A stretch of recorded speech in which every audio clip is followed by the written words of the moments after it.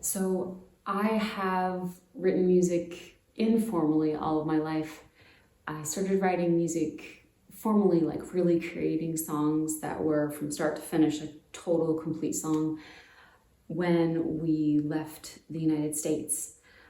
We moved from the United States in 2014, and I left with 2 suitcases, and each member of my family, we had 2 suitcases each. And so I sold my piano, I sold my guitar, I left most of my music books, and it was totally a new beginning. And when we got to France, I really missed having an instrument, and so I bought the smallest, most portable instrument that I felt like I could play, and that was the ukulele.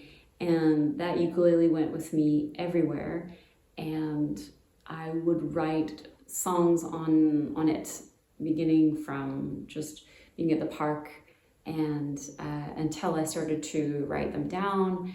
And when I was writing my thesis, I would take a weekend where I would just focus on writing my thesis. And so when I would take a break, I would write songs.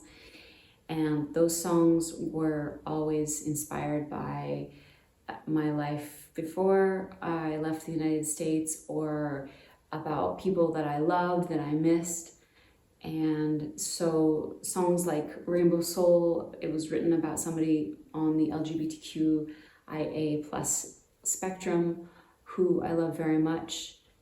Cherry Moon was written about leaving the United States and not knowing what to feel and not having the words to describe how I felt.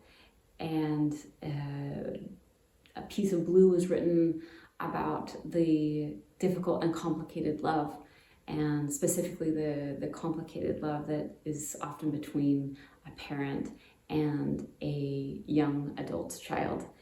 And every song traces a memory, but a memory from this new place, from this place of rebirth, from this place of completely changing my life, my perspective, the way I think about the world, the way I think about my life.